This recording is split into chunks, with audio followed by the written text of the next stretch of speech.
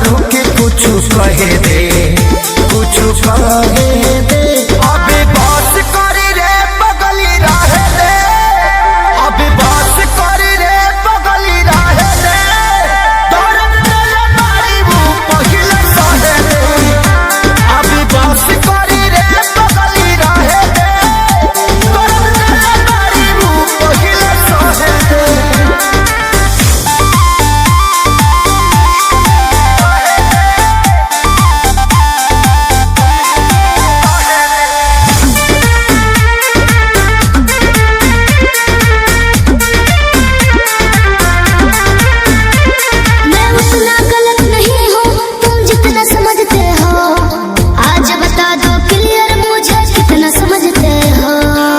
बताओ चुप क्यों हो?